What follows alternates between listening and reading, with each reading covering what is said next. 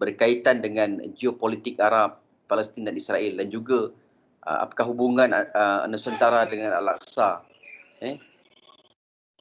Jadi pada hari ini kita telah menjemput, College Community Ulangat telah menjemput seorang panel yang sangat mempunyai sangat tahu tentang geopolitik Arab, Palestin dan Israel ini, iaitu Profesor Madya Dr. Ermi Izzati Rozali. Beliau merupakan seorang pensyarah Pusat Kajian Bahasa Arab dan Tamadun Islam, Fakulti Pengajian Islam UKM. Selamat datang Profesor Madya. Assalamualaikum. Ya.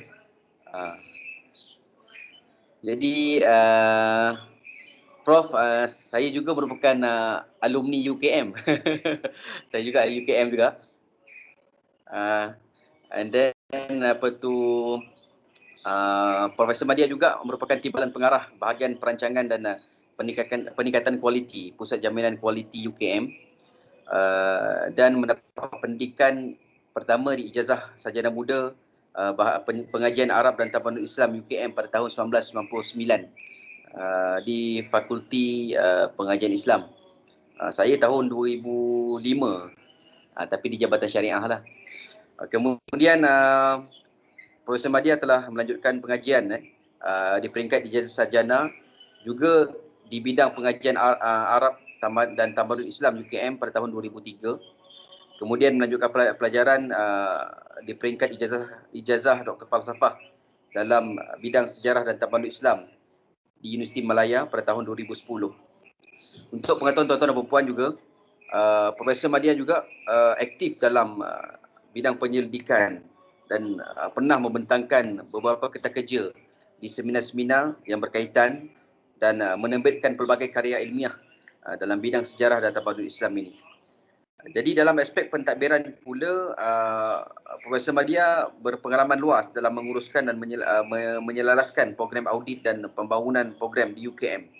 Jadi antara karya-karya beliau yang boleh saya sebut di sini, iaitu satu buku yang telah ditulis oleh beliau, iaitu Turki Osmaniyah, Persepsi dan Pengaruh dalam Masyarakat Melayu.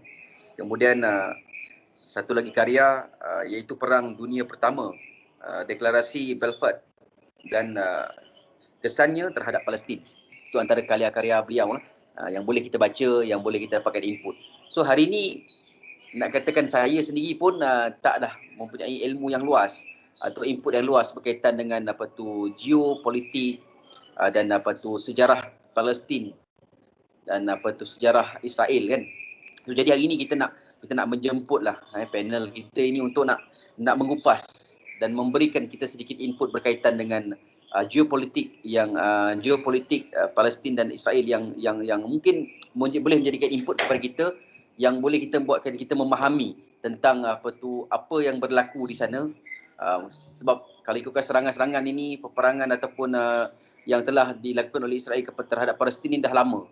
Kan, daripada zaman sebelum Nabi SAW diutuskan lagi, benda ini telah terjadi. Jadi kita kalau boleh kita nak memahami apakah yang berlaku, apakah senario yang sepatutnya kita tahu sebagai kita seorang orang Islam, seislam dengan mereka di Palestin. Jadi hari inilah forum ini kita bertujuan untuk kita nak minta panel kita untuk mengupas dengan lebih lanjutlah. Kita nak sebelum mulakan majlis kita ni, eloklah kiranya kita mengaminkan bacaan doa supaya majlis kita pada pagi ini diberkati oleh Allah Subhanahu Wa Taala. Jadi saya tanpa melengahkan masa, saya mempersilakan Al-Fadhil Ustaz Ahmad Sufian untuk membacakan sedikit doa selamat insya-Allah. Dipersilakan. Falyatafadhal mashkura Ustaz Sufian. Assalamualaikum warahmatullahi wabarakatuh. Kita mulakan bacaan doa kita pada pagi ini dengan kitab Al-Fatihah dari Habil Mustafa Rasulullah sallallahu alaihi wasallam bisiril Fatihah.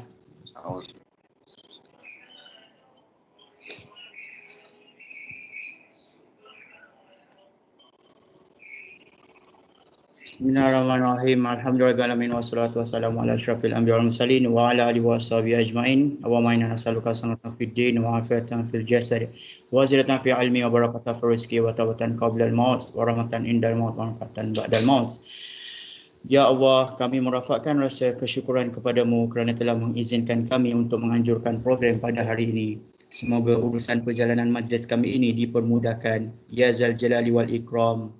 Kurniakanlah juga kepada kami kesihatan anggota, kecergasan minda, ketenangan jiwa, kekuatan semangat. Semoga dengannya kami mampu menepani cabaran, berdaya saing dan mampu mengangkat Kolej Komuniti Ulangan ke pencapaian yang lebih tinggi.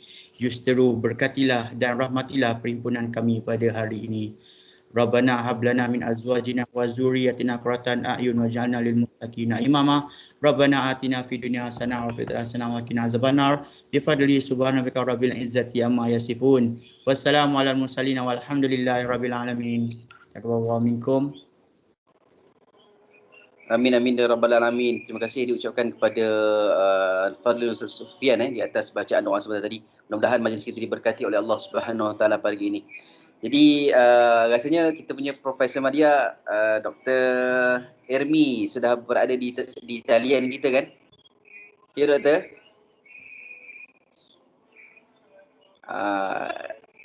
Doktor dengar suara saya Doktor?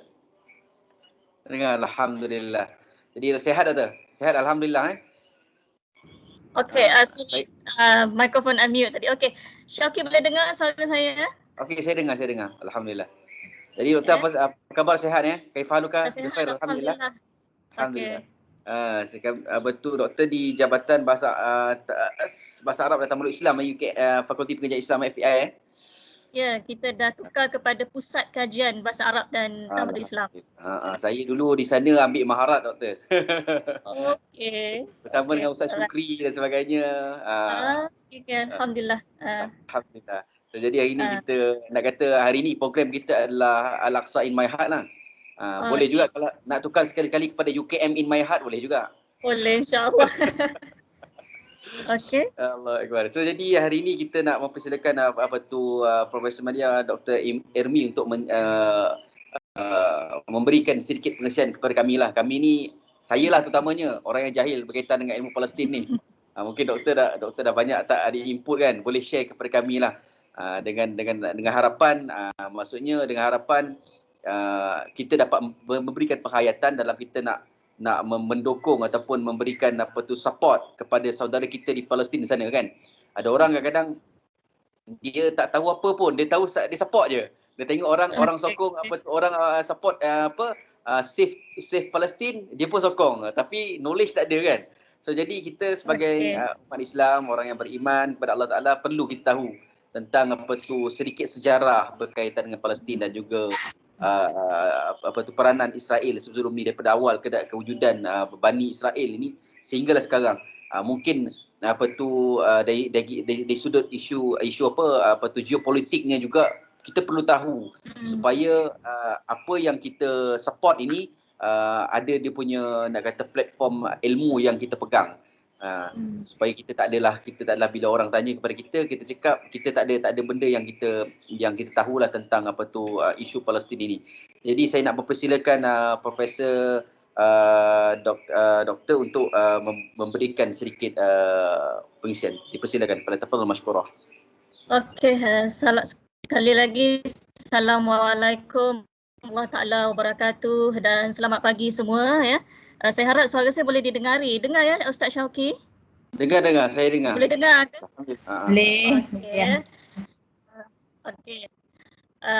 Pertamanya saya ingin mengucapkan terima kasihlah kepada sahabat saya, senior saya sebenarnya ya, nakibah saya dulu ya, Ustazah Azizah ya, yang invite saya untuk join program bersama Kolej Komuniti Hulu Langat pada pagi ni ya. Dan saya mohon maaf tadi ada sedikit technical glitches ya, sebab sehari dua ni memang internet dekat kawasan Taman Seni dia upgrading. So dan mungkin tadi sekejap saya dah tukar kepada saya punya hotspot. Saya harap dia boleh berfunction sampai kita habis program lah, supaya maksudnya program kita ni kita dapat selesaikan dengan berjalan lancar. Tetapi itulah cabarannya sebenarnya semasa PKP ni kan, bila kita berkuliah, berinteraksi, mesyuarat secara atas talian ya. Jadi cabaran internet ini dia memang orang kata menguji kesabaran atau sebenarnya mendidik kita untuk lebih bersabar lah sebenarnya kan. Jadi in case kalau saya terputus dan sebagainya, tolong maklumkan, saya takut ada macam hang, loss dan sebagainya. Boleh Ustazah Azizah Boleh, insya-Allah. Okey. Jadi hari ini seperti yang Ustaz Syauqi bagi tahu tadi adalah minta saya untuk berkongsi tentang geopolitik, terutamanya berkaitan dengan Arab, Israel dan juga Palestin ya, sebab kita baru lagi dikejutkan dengan konflik serangan yang agak hebat ya, yang dikena Israel ke Palestin ya, dikala umat Islam tengah menyempurnakan ibadat puasa kan, sedang bersiap-siap untuk menyambut Syawal ya. Dan saudara kita di Palestin diserang dengan hebat bertalu-talu yang menyebabkan bandar Gaza itu agak lumpuh ya, dengan seramai 70,000 orang kehilangan tempat tinggal, 200 lebih bangunan musnah ya. 250,000 yang terputus bekalan air dan sebagainya ya. Jadi dalam konteks ni kita melihat dunia dia macam agak lam ya, terutamanya di dunia Islam lah ya. Negara-negara seperti Turki, Malaysia dan sebagainya bangkit ya. Dan kita tengok alhamdulillah ya, kali ini berbanding dengan serangan-serangan yang berlaku pada 2014, 2005 generasi muda terutamanya sebab kan biasa kita dengar netizen, jabatan netizen lah sebagainya kan, kita biasa dengar kan. Jadi generasi muda di negara kita boleh lihat mereka sedar ya. Jadi mengadakan pelbagai kempen seperti Shame on Israel koyak dan sebagainya. Dan ini sebenarnya memberi kesan ya. Kalau tidak, manakah mungkin IDF terpaksa mengeluarkan statement Malaysia troll bullshit. Dia malah sebab orang duk serang website dia dan sebagainya ya. Jadi mungkin kita tidak ada kekuatan dari segi pensenjataan. Sebagaimana Israel kita tahu dia mendapat bajet yang cukup banyak daripada Amerika Syarikat ya. Dan dari segi teknologi ketenteraan mereka memang jauh terhadapan kalau kita banding dengan Palestin ya. Jadi kita tidak ada kelebihan dari sudut itu ya. Jadi kita menggunakan apa-apa je kelebihan yang kita ada ya, dengan saluran media masanya dan sebagainya untuk kita menunjukkan solidariti kita terhadap saudara kita di Palestin. Itu yang penting ya. Jadi bagaimana negara-negara seperti Turki ya. Jadi saya bila sebut Turki ni, saya nak bawa sikitlah tentang sejarahnya pada hari ini ya. Dia berkait ya.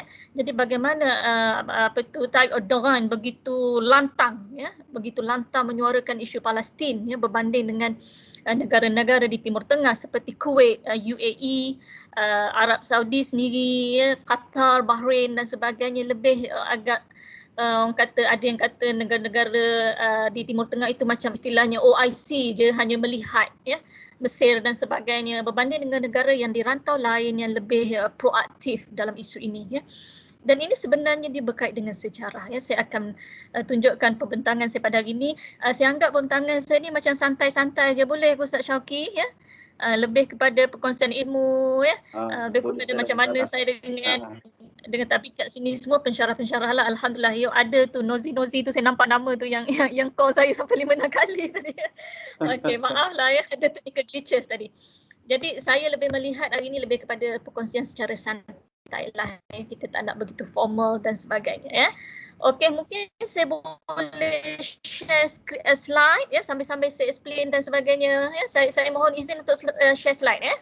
Okey, saya kena ni je. Saya sebenarnya dah lama tak guna Teams ni. Saya banyak guna Zoom, Google Meet ya. Tapi tak apa, saya cuba ya, saya share slide ya. Okey, sekejap. Mungkin PowerPoint sebelum buka, saya buka dulu.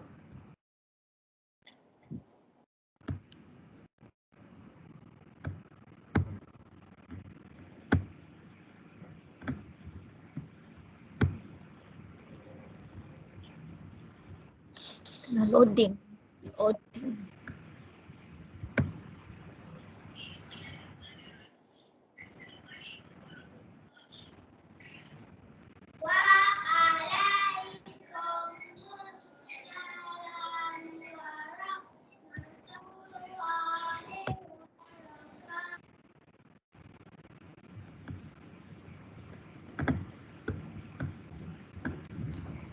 Screen window. Okay, alright. Baru jumpa. Okay, boleh nampak tak slide saya? Boleh, Prof. Boleh Prof. Okey, saya ada buat amendment sedikit dengan point yang diberikan oleh Ustazah Azizah tadi, bukan tadilah sebelum ni ya, iaitu kalau tengok dalam banner tu tulis geopolitik Arab Israel, Palestin dan Israel dan juga hubungan Nusantara dan Al-Aqsa kan. Cuma saya buat sedikit restructure ataupun amendment sedikitlah supaya lebih macam ia dekat dengan kita.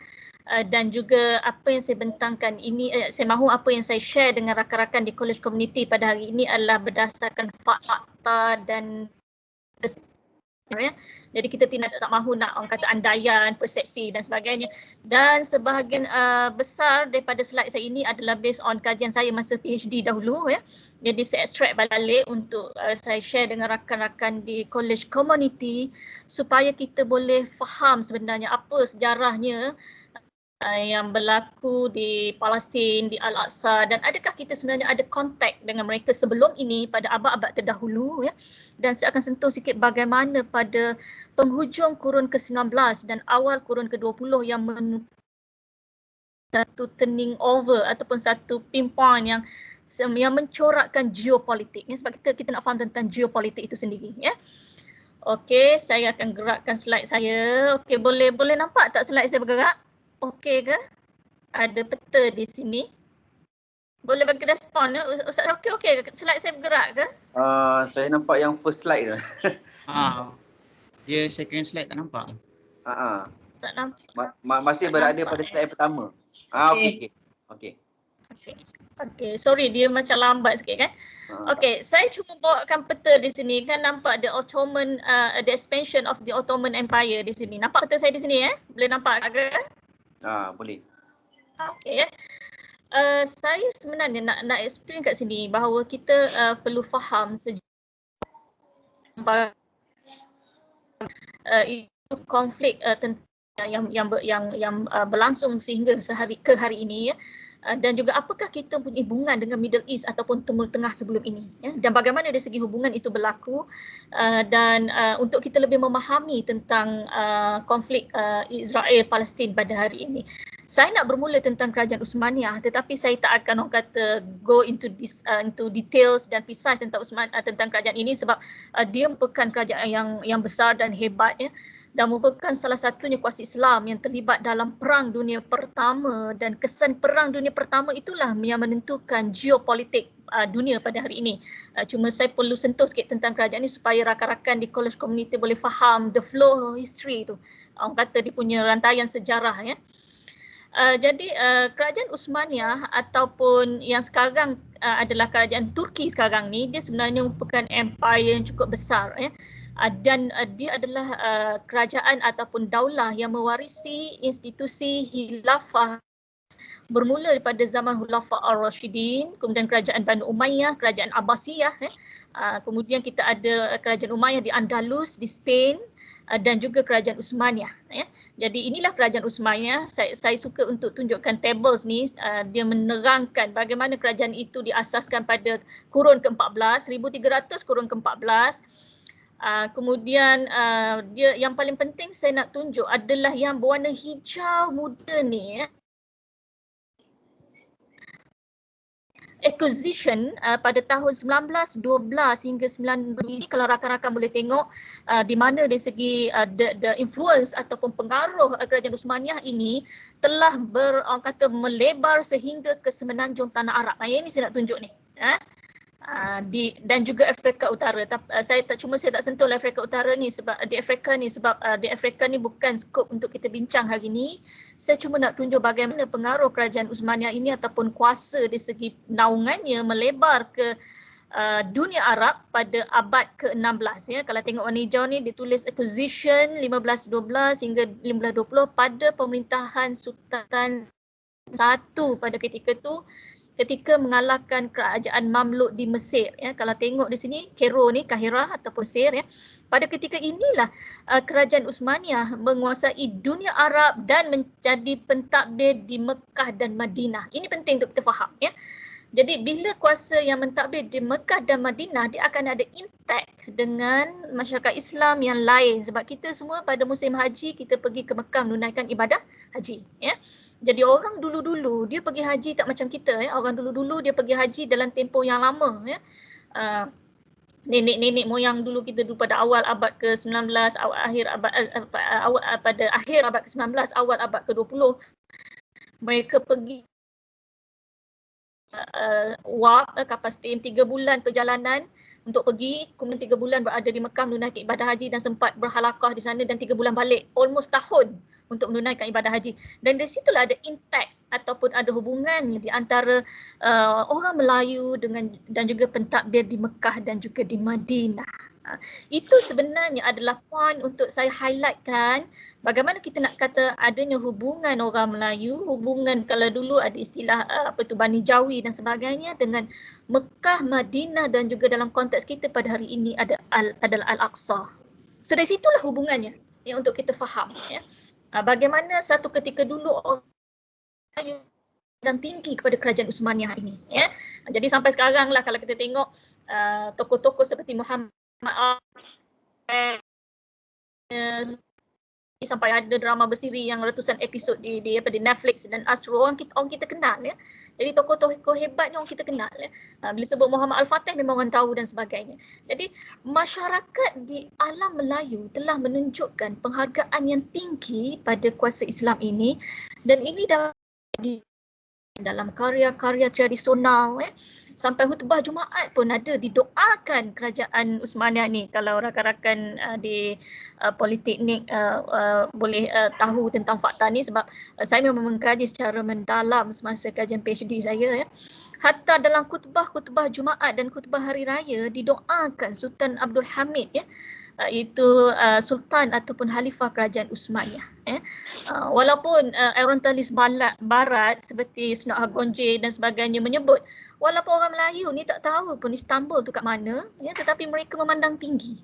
Dan lebih-lebih lagi mereka cukup menghormati pentadbir Turki ataupun Uthmaniyah yang mentadbir di Mekah, Madinah, dan juga dia pastinya dia berdekatan juga ataupun berkaitan juga dengan Al-Aqsa. Jadi itulah sebenarnya yang saya cuba nak kongsi, nak highlight dengan rakan-rakan. Mungkin ada yang dah tahu dan sebagainya, tapi kita kena faham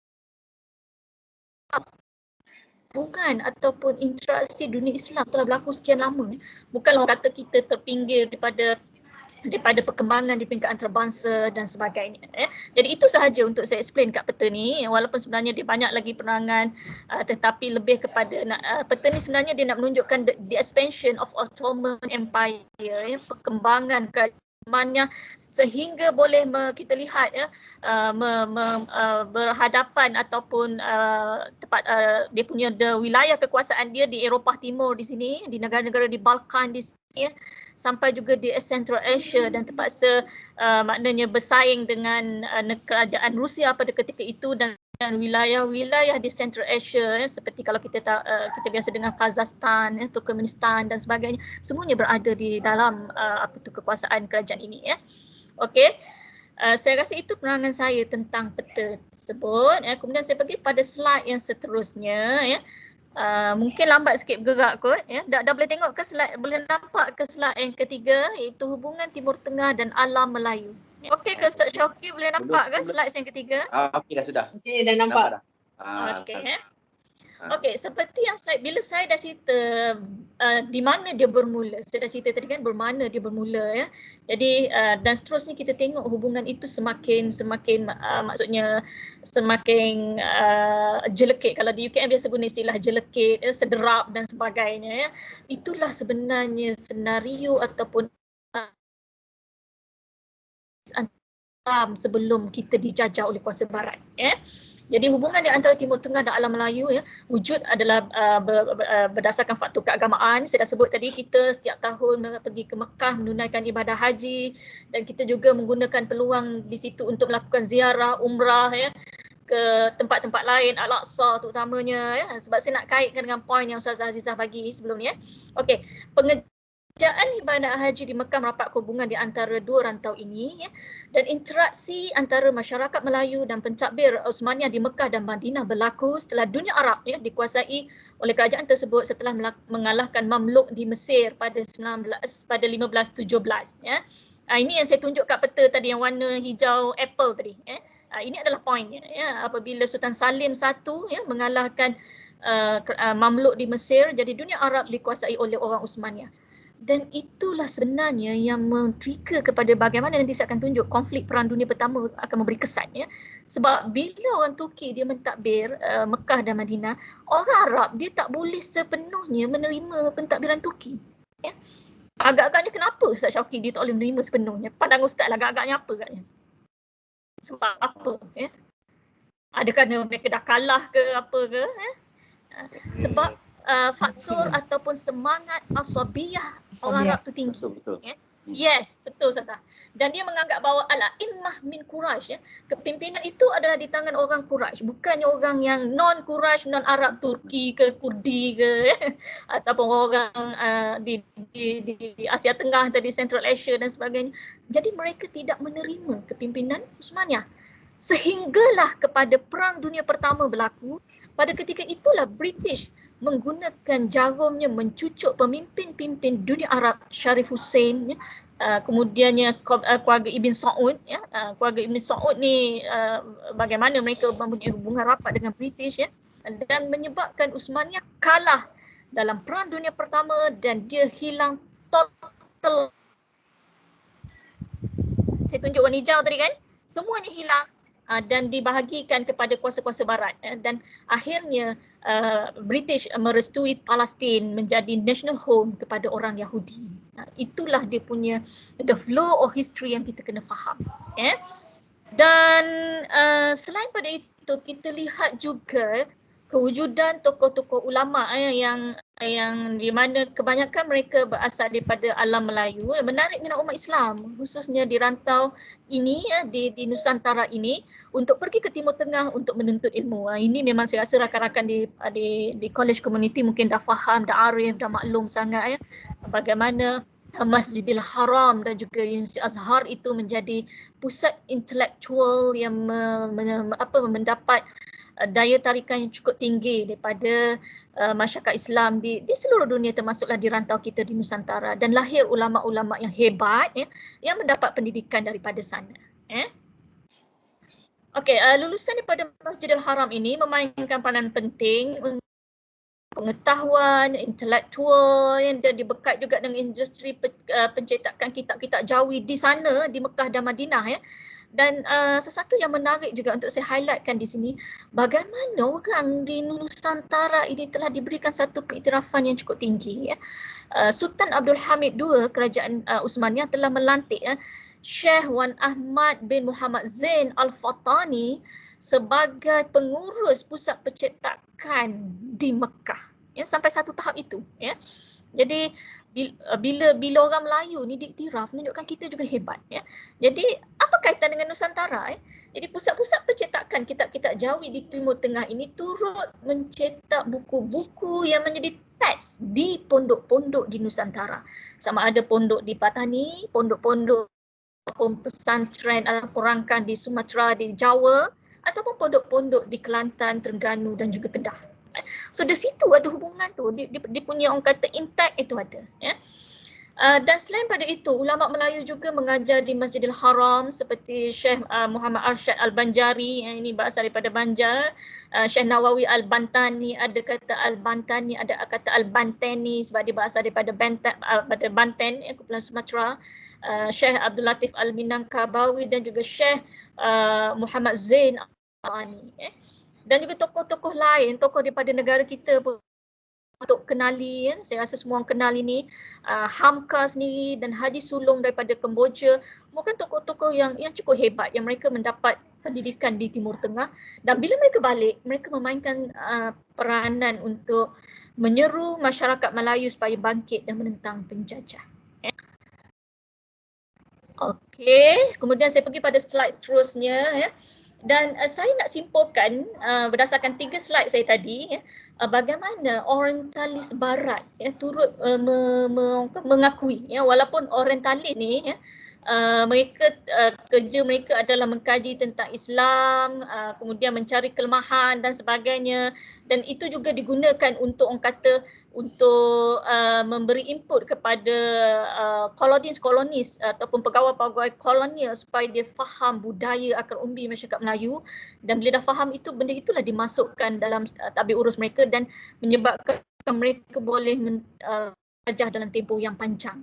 Jadi Hogronje dalam bukunya The Mecca in the Late 19th Century mengakui bahawa ulama-ulama ataupun tokoh-tokoh dari alam Melayu, dia menggunakan istilah Jawa koloni ni Bani Jawi sebenarnya menunjukkan kehebatan mereka dan mendapat pengiktirafan apabila ada di Timur Tengah, di Mekah dan Madinah, dan dalam konteks itu kita boleh melihat Aqsa sekali lah. Okey, saya pergi pada slide seterusnya, lebih kepada kita nak bincang the gist niche jangan. Kalau tu cuba respon, masih bersama dengan saya lagi ke? Okey ke? Okey. Masih sama. Okey. Masih ada beberapa yang apa kandidat atau peserta yang nak bertanya, boleh bertanya nantilah selepas habis batu pembentangan ni kan, insya-Allah. Saya tak kisah terpulang pada organizer. Kalau nak selepas pembentangan pun boleh, kalau nak masa ni pun boleh, saya ikut je, saya free je. Okey, nak mencelah sekejap. Nak mencelah. Boleh. Silakan. Nak tanya, ada tak di kalangan, kita tahu biasanya ulama-ulama kita menuntut di Mekah. Boleh. Ada tak yang di kalangan ulama kita yang menuntut di Turki sebenarnya? Ada tak dalam kajian biasanya? Sebab kita jarang dengar yang, maksudnya sebab kita masuk kerajaan Osmaniyah, ada tak yang pergi menuntut ilmu di Turki? Ada tak? Okey. Alright. Okey, clear soalan Ustaz Aziz ni. Okey. Berdasarkan kajian saya kajian saya masa peringkat PhD dulu, saya banyak melihat sumber-sumber daripada primary sources daripada bahan arkib akhbar-akhbar yang dahulu-dahulu yang mungkin rakan-rakan tak pernah dengar, seperti akhbar neraca akhbar Cahaya Pulau Pinang Kalau Al-Imam mungkin biasa dengar kan, akhbar Jawi Penerang Anakah. Okay. Dalam catatan akhbar pada akhir kurun ke-19 ada dinyatakan masa tu kerajaan Uthmaniyah ni masih lagi orang kata berdiri gagah lah sebelum di era kelemahan dia, dan akhirnya dia jatuh, dia collapse selepas Perang Dunia Pertama Ada usaha-usaha menghantar pelajar-pelajar daripada Nusantara ni ke Istanbul. Dan dalam catatan akhbar tu memang ada dinyatakan ada sekumpulan pelajar daripada Jawa pergi ke Istanbul untuk mendapatkan pengajian Daripada semenanjung Tanah Melayu, berdasarkan catatan tu tak ada. Cuma kita ada satu hubungan yang saya sebut tadi, simbiosis Kita sentiasa mengenal berat apa yang berlaku di Turki Dalam akhbar tu memang selalu diceritakan apa berlaku tentang kerajaan Turki dan sebagainya. Dan dalam konteks hubungan diplomatik Ustaz Azizah kita ada hubungan seperti Sultan Abu Bakar di Johor, ada orang Johor kat sini Sultan Abu Bakar di Johor memang semua orang kenal lah kan. Sultan Abu Bakar tu diterkenalkan dari segi wibawa dia dan sebagainya.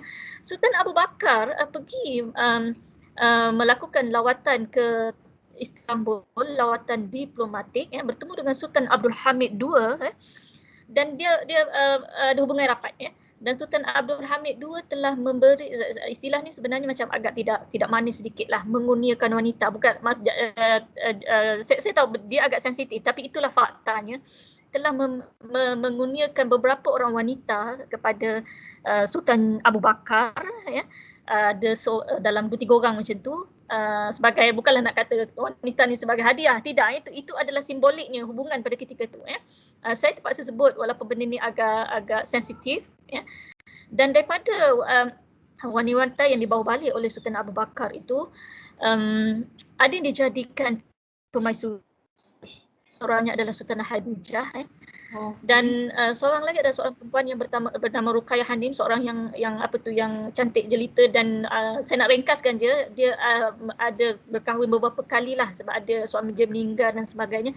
Daripada generasi Ruqayyah Hanim inilah lahirnya keluarga elit di negara kita seperti keluarga On Jaafar, keluarga Hussein On, dan juga keluarga Najib Atas, dan juga ke Ungku Aziz. Jadi mereka ini ada latar belakang Turki. Jadi nak jawab soalan ke Ustazah Azizah tadi, yang hantar untuk belajar dalam Semenanjung Tanah Melayu saya tak jumpa rekod, tetapi di Jawa memang ada beberapa kumpulan yang dihantar, tetapi mereka tidak balik sebagai seorang ulama yang terkenal dan sebagainya. Mungkin itu tidak dinyatakan dalam sejarah. Tetapi dalam konteks di Tanah Melayu kita ada hubungan yang diplomatik begitu. Okey kan Ustazah Azizah? Okey, dan dah dapat jawapan lah kenapa dia menarik jawapan tu menarik. Betul dah tahu dah. Sebenarnya itu yang tadi tu okey faham. Sebenarnya dia menarik nak isu-isu yang hubungan diplomatik tu, dia menarik nak ulang panjang tapi tak boleh dalam slotnya, dia kena slot. Dah dapat sikit jawapan dia. Okey, terima kasih. Okay. Alright. So saya pergi pada slide kita ni. Ini adalah the gist and the niche of perbincangan kita hari ni. Kita nak faham memang kita sekarang ni begitu orang kata begitu dekat dengan perjuangan rakyat Palestin. Kita merasakan soalan kita bersama, kita tidak berada di sana. Tapi saya mahu rakan-rakan di college community faham tentang sejarah sebenarnya berlaku macam mana. Dan saya tahu sekarang ni banyak webinar diadakan kan, kita boleh kutip banyak ilmu kan, webinar online banyak, kemudian tulisan-tulisan di media masa pun banyak. Kita boleh orang kata capai ilmu dengan mudah sekarang. Cuma hari ni saya just nak berkongsi, kita harus faham bahawa apa yang berlaku di Palestin sekarang bermula daripada idea Zionis dan perancangan untuk menubuhkan negara. Kenapa saya guna perkataan negara tu quote and quote ada tanduk di situ, sebab kita Malaysia tidak menganggap Israel sebagai sebuah negara. Compare to Barat, since David Ben-Gurion announce pada 14 Mei 1948 negara Israel, mereka terus mengakui. Kita tidak. Jadi dia bermula pada 1897, satu persidangan Zionis yang pertama diadakan di Basel, Switzerland.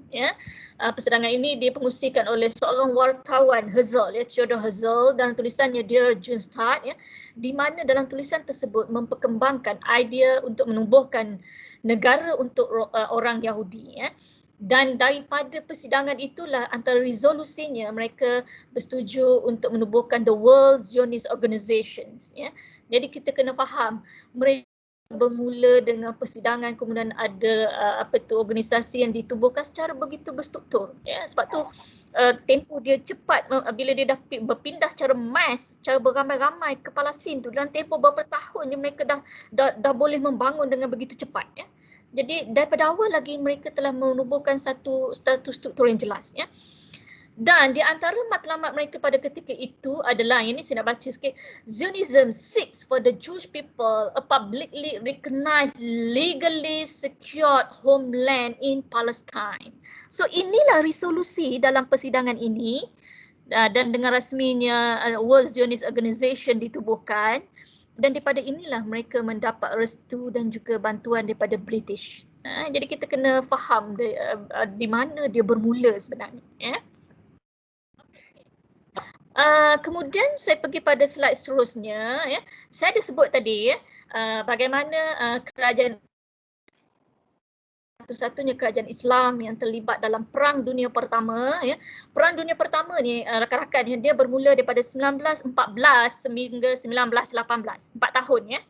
Jadi saya tak nak detail tentang perang tu sebab kita nak tengok terus tentang kita punya niche pada hari ni. So Perang Dunia Pertama berlaku 1914 sehingga 1918. Melibatkan dua buah pihak, iaitu kuasa bersekutu yang terdiri pada British, Perancis dan juga Rusia, dan juga kuasa pusat yang terdiri pada Jerman dan juga kerajaan Uthmaniyah. So dalam konflik ni, dalam perang ni, Uthmaniyah merupakan satu-satunya kuasa Islam yang terlibat. Walaupun masa tu dia nak masuk perang tu adalah dunia Islam di rantau yang lain seperti di India, di Indonesia, masa tu belum Indonesia lagi di India Timur Belanda, di Semenanjung Melayu dah mengeluarkan pandangan. Dia kata sepatutnya Uthmaniyah tak payah memihak ke mana-mana pihak, lebih baik berkecuali sebab kesannya cukup besar. Jadi dunia Islam di rantau lain, dia pun alert tau. Dia maaf kalau kadang-kadang saya guna istilah-istilah santai tak formal ya. Jadi mereka ni alert dan aware ya. Ada yang berpandangan tak payahlah masuk perang tu, jangan memihak kepada mana-mana pihak. Tetapi Uthmaniyah tetap membuat keputusan untuk berpihak kepada Jerman. So ada dua buah kuasa yang terlibat. Saya nak cerita dalam konteks ni bagaimana liciknya kuasa barat ya. Walaupun perang belum berakhir, walaupun kata tak tahu lagi siapa menang, siapa kalah ya. Tapi daripada komposisi pasukan tu sebenarnya kita boleh nampak lah dia macam tak balance ya. Sebab kuasa berkutu tu memang power lah, memang kuat lah. British, Perancis dan juga Rusia. Manakala kuasa pusat, Jerman memang hebat tapi sekutunya Uthmaniyah pada ketika itu dah lemah. Jadi dia macam agak tidak balance ya. Walaupun dalam situasi perang tengah berlangsung tetapi nampaknya British ya, dia mengeluarkan satu deklarasi. Saya rasa rakan-rakan di College Humanity mungkin dah familiar dengan deklarasi ini ya, iaitu pada 2 November 1917 ya, deklarasi Balfour diadakan di antara setiausaha luar British iaitu Sir Arthur Balfour dan Lord Rothschild. Rothschild ni mungkin kita familiar kan dengan nama ni, merupakan dia ada yayasan Rothschild dan sebagainya, dia terlibat banyak dengan dia ada think tank dia dan sebagainya. Jadi Lord Rothschild ini adalah pemimpin Yahudi di London ya. Jadi ada perbincangan di antara Balfour dan Rothschild yang merupakan langkah yang proaktif bangsa Yahudi dengan British merealisasikan cita-cita yang dalam slide saya sebelum tadi.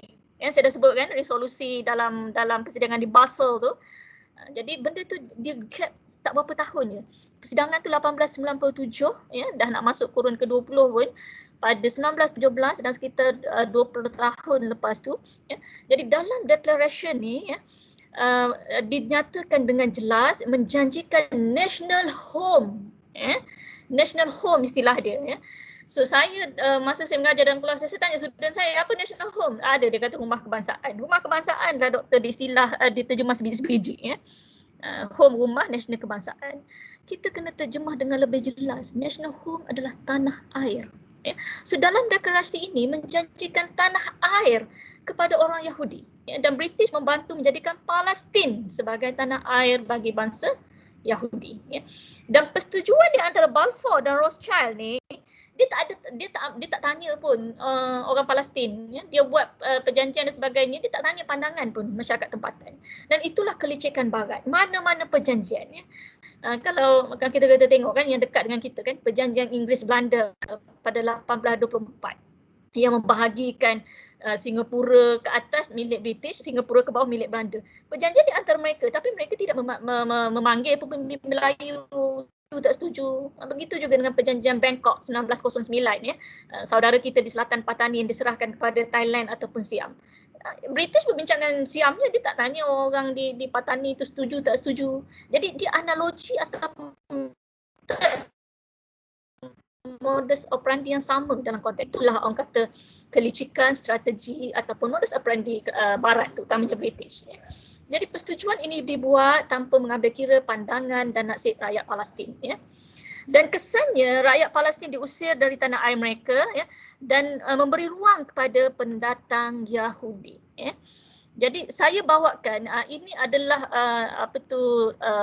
bukti ataupun dokumen daripada arsip sendiri, daripada National Archive di London. Inilah tapi kita dah orang kata aksarakan dia dalam bentuk ni lah, tapi inilah sebiji deklarasi ni ya. Jadi boleh tengok yang saya highlightkan yang merah ni je ya. His Majesty's government view with favor the establishment in Palestine of a national home for the Jewish people. Jadi memang terang lagi bersuluh dalam deklarasi ini, memang sah-sah sangat British membantu Yahudi untuk mendapatkan Palestin sebagai tanah air mereka. Inilah yang kita benar-benar kena faham ya. Benar-benar kena faham dan memahami konflik ini yang masih berterusan hingga sekarang ya. Dia punya root cause ataupun punca dia di sini ya. Okey, saya nampak macam berputar-putar ni. Boleh nampak lagi tak slide saya? Slide dia tak keluar. Untuk saya lah, Allah Alam. Kalau yang lain boleh nampak ke slide-nya? Tak nampak, kosong. 09 sekejap ya. Saya share balik ya. Okey. Kemudian keluar whiteboard in progress apa tu? Saya slide, saya share. Telefon dia keluar whiteboarding in progress. Itulah, tak apa, saya share balik. Saya pergi balik ya. Ya, tengah-tengah syok menarik dengar apa tu penjelasan ni, dia keluar macam tu pula kan. Tershare whiteboard tu, tershare whiteboard.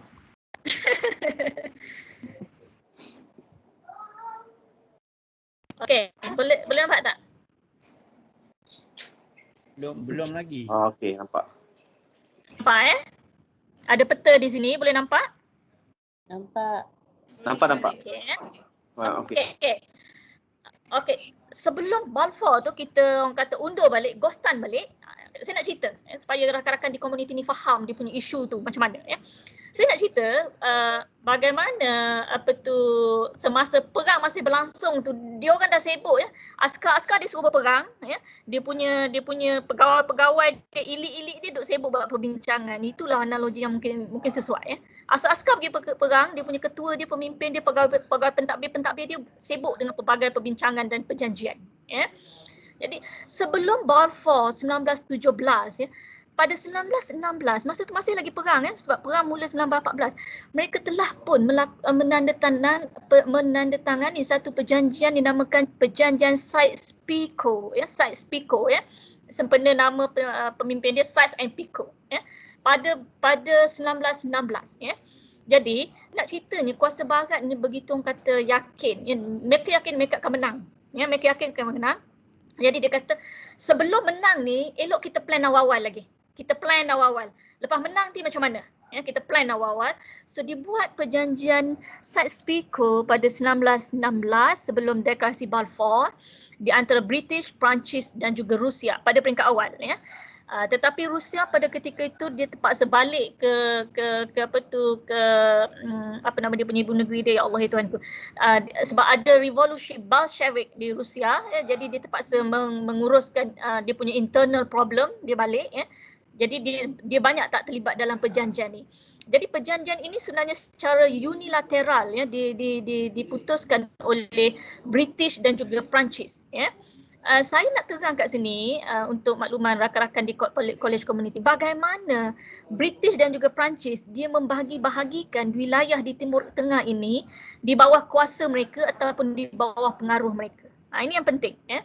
Jadi kalau kita tengok dia bahagikan, kalau boleh tengok di sini slide saya, ada warna merah dan pink ni dibahagikan kepada British influence. Kalau kita tengok tempat tu ya, seperti Kuwait, Basra, Iraq ni ya, diletak di bawah British.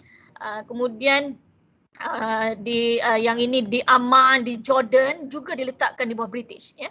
Kemudian yang warna biru ini ya, diletakkan di bawah Perancis ya, blue zone di bawah direct French control dan French influence ya, di Halab ya, di Mosul, di Beirut, Lebanon, di Damsyik, Syria ya. Jadi sebab itulah rakan-rakan kena faham kenapa selalu disebut ya, negara-negara ni mereka pro barat. Kenapa mereka pro barat? Inilah sejarahnya ya. Sebab selepas berakhirnya Perang Dunia Pertama, kuasa-kuasa barat ini mempengaruhi atau menguasai wilayah-wilayah ini semua ya, yang diwarnakan ni semua diwarnakan yang ada colour ni berada di bawah pengaruh Perancis dan juga British ya. Saudi Arabia ataupun Arab Saudi pada dalam perbincangan di antara pegawai British dengan keluarga Ibn Saud ya, Ibn Saud ini panjang lagi cerita dia ya, kalau nak kena ada satu surat yang lain dengan Sharif Hussein dan sebagainya ada, sebab British dia pandai, dia menabur janji kepada pelbagai pemimpin Arab ya, kepada Sharif Hussein, Ibn Saud ya, Said Idrisi ya, Imam Yahya dan sebagainya supaya mereka menentang Uthmaniyah masa dalam Perang Dunia Pertama ya. Dan British berjaya ya. Orang Arab kan saya dah cerita dengan asabiyahnya dan dia tak suka Turki dan sebagainya dan menyebabkan pasukan tentera Uthmaniyah kalah semasa perang Perang Dunia Pertama. Tetapi bila dia ada menabur janji pelbagai itu, dia tak boleh boikot komitmen ya.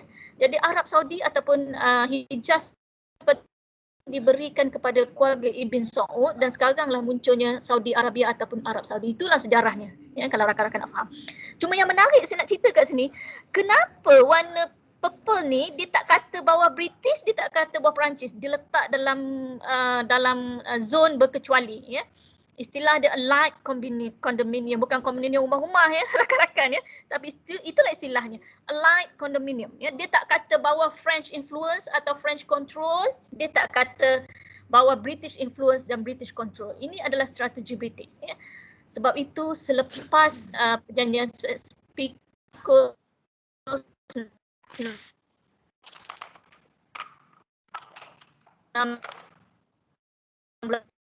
16 wujud disahkan bahawa kawasan yang berwarna purple ini, kalau rakan-rakan boleh tengok, ada Gaza di situ, ada Jerusalem di situ, dan yang inilah yang termaktub dalam deklarasi Balfour tadi, diserahkan kepada orang Yahudi sebagai national home ataupun tanah air. Jadi itulah sejarah yang kita kena faham. Jadi konflik yang berlaku pada awal abad ke-20 yang cukup besar ya. Bukan sekadar perang dan di akhir dengan perjanjian ada kalah dan menang, dia tidak. Itulah yang menentukan geopolitik di dunia Arab, Israel dan juga Palestin pada hari ini ya. So sebab itulah kalau orang kata keluar statement negara-negara Arab pro-barat, kita kena faham kenapa mereka pro-barat ya. Kenapa Arab Saudi dia begitu baik dengan Amerika Syarikat, begitu baik dengan British dan sebagainya ya. Jadi itulah benda yang berlaku.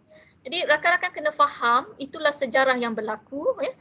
Dan itulah yang kita harus memahami dari segi geopolitiknya adalah kesan dan punca daripada Perang Dunia Pertama yang telah berlaku ya. Keluar pula whiteboard in progress ni, kenapa ya? Okey, saya cuba share lagi. Tapi suara saya boleh dengar ya, Ustaz Syauqi? Suara jelas, alhamdulillah. Suara jelas ya. Okey. Okey, saya cuba habiskan slide lah supaya kita boleh sesi perbincangan ya. Cuma slide yang awalnya agak penting sebab kita nak faham the flow of history, kita nak faham the root cause ya. Apakah puncanya, apakah faktornya. Jadi bagi saya kalau rakan-rakan dah dapat catch up tu sesuatu yang baik lah.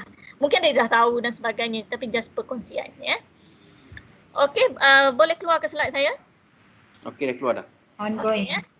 Okey ya, so saya dah cerita Sykes-Picot, perjanjian Sykes-Picot 1916, deklarasi Balfour 1917 ya.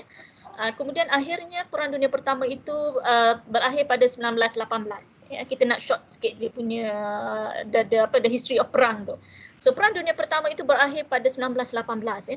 Jadi pihak yang kalah, Jerman dengan Osmaniyah ni memang teruk kena denda dan sebagainya, tak boleh ada askar yang dalam komposisi yang banyak sebab soalannya sebagai menghukum pihak yang kalah lah ya.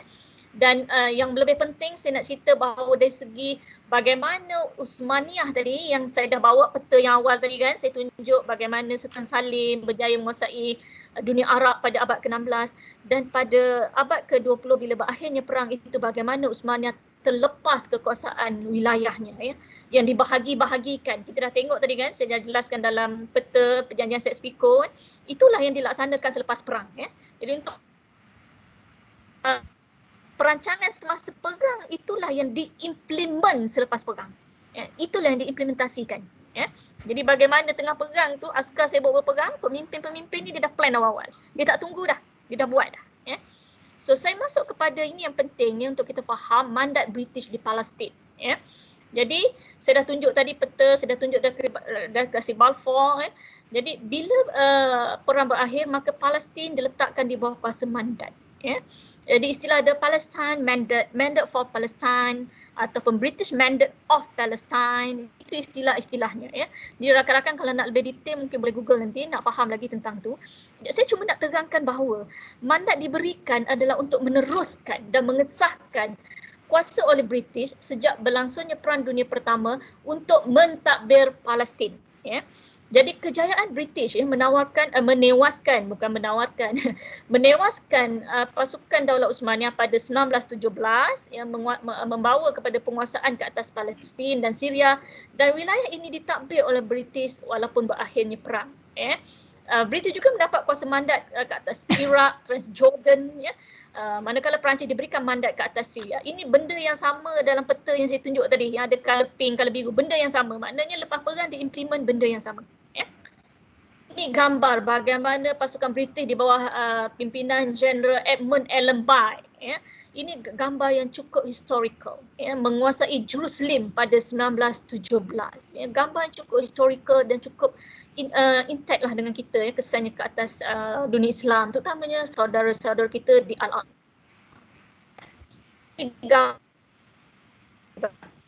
Ketika pasukan tentera British berjaya menawan Jerusalem. Ya. Okey, di bawah mandat British ini juga memberikan hak yang sah kepada bangsa Yahudi untuk menetap di barat Palestin, ya, dalam kawasan sekitar 10,000 batu persegi di antara sungai Jordan dan juga Laut Mediterranean. Ya. Hak ini diperuntukkan secara sah pada 24 April 1924 dalam persidangan San Remo, ya, dan kandungan perjanjiannya telah termaktub dalam perjanjian Sevres pada 10 Ogos 1920. Ya. Dan kuasa mandat dipersetujui oleh masjid pula dah hari Jumaat ni masjid. Majlis Liga Bangsa, League of Nations, ya.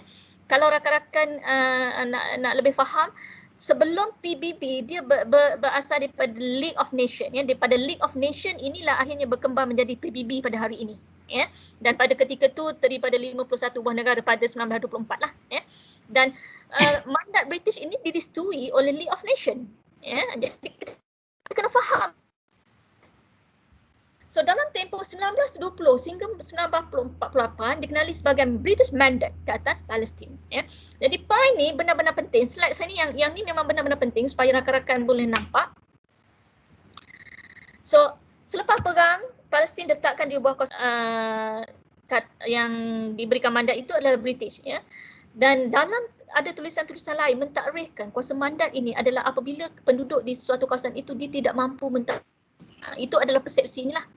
Dia kata orang Palestin ni tak boleh mentadbir sendiri. Jadi diletakkan British untuk mentadbir. Ya. Jadi mandat diberikan 1920 hingga 1948. Ya. So bila sampai masa dia dah cukup haul dia orang kata dah habis term kan, kalau gitu pentadbiran tu dah cukup satu penggal, dah habis term 3 tahun contoh kan. So British berhasrat membubarkan mandatnya pada Ogos 1948, itu tempoh dia kan. Tetapi bagaimana seorang pemimpin Yahudi yang begitu licik, ya, namanya David Ben Gurion, ya, bertindak mengisytiharkan kemerdekaan Israel sebagai sebuah negara pada 14 Mei 1948. Ya.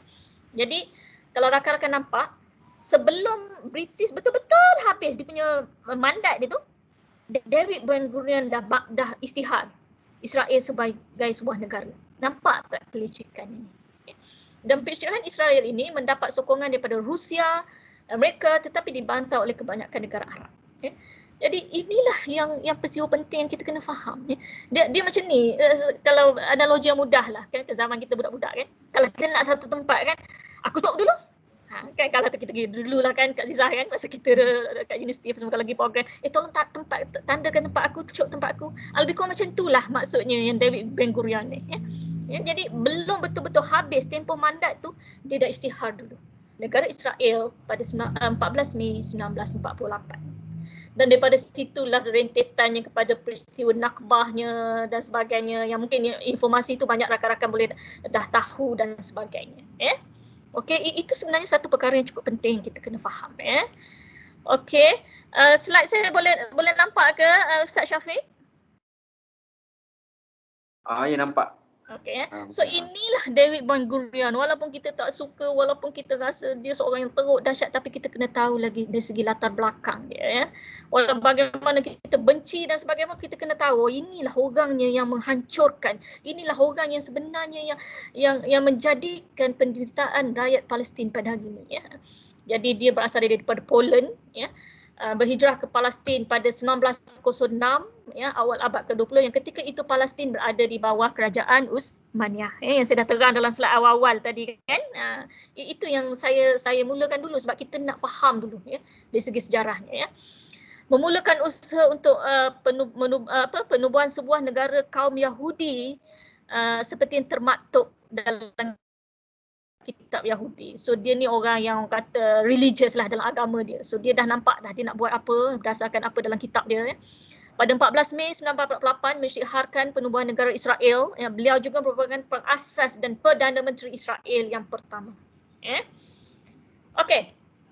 Dan di samping itu ya, saya nak bawa juga ya dalam garis masa yang ke depannya, pada Perang Dunia Kedua 1945, 1941, 1945 serta peristiwa Holocaust ya, di mana orang Yahudi ini kita dah memang tahu kan peristiwa ni memang peristiwa yang cukup terkenal ya, di mana orang Yahudi dibunuh secara beramai-ramai oleh Nazi Jerman ya.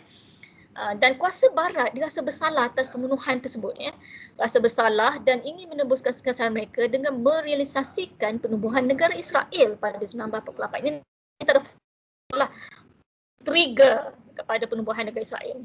Persoalan di sini, hasil konspirasi barat menyokong penubuhan negara Israel dan tindakan ini menganiai hak Palestin dan menjadikan mereka sebagai mangsa. Ya. Betul lah kalau awak rasa salah ke atas suatu pihak. Jadi jangan menjadikan orang lain sebagai korban ataupun beban. Ya.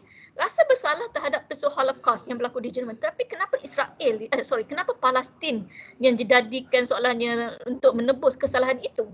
So itu tak betul. Zalim lah kan. Meletakkan sesuatu bukan kepada tempatnya.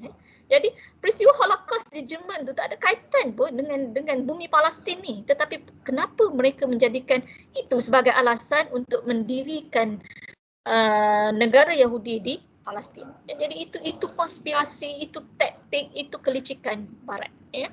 Jadi tak ada kaitan pun masyarakat Palestin itu dengan Holocaust yang berlaku. Tapi seolah dia nak menggunakan itu sebagai alasan. Yang barat menggunakan itu sebagai alasan ya.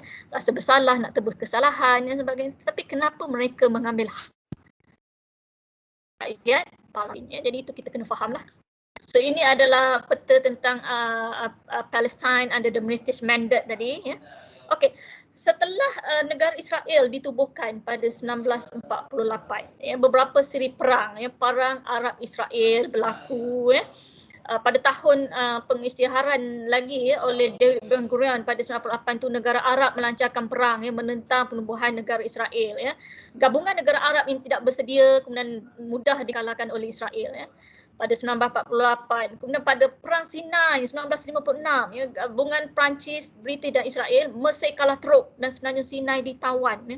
Perang 6 hari ini memang cukup popular. Ya. 1967 di antara gabungan Israel, Mesir, Lebanon, Syria, Jordan, tetapi akhirnya Tebing Barat dan Bukit Golan ditawan oleh Israel. Ya. Jadi banyak episod-episod kekalahan. Ya. Apa yang saya boleh lihat, yang saya antara faktornya adalah dari segi gap ataupun jurang persenjataan, kekuatan ketenteraan dan sebagainya. Ya. Ada kajian, adalah tulisan yang menunjukkan bagaimana orang Arab ni ya, dia membeli kereta kebal daripada Israel, Merkava. Dia beli kereta kebal daripada Israel, kereta kebal yang second hand, Israel jual ke Arab, ya, dia cap baru macam Malaysia beli helikopter Nuri lah kan. Cap baru kemudian Arab beli. Ya. So bila perang dia guna benda tu, kereta kebal tu, Israel ni dah tahu dah, dia punya teknologi dia, kat mana lemahnya semua dia tahu.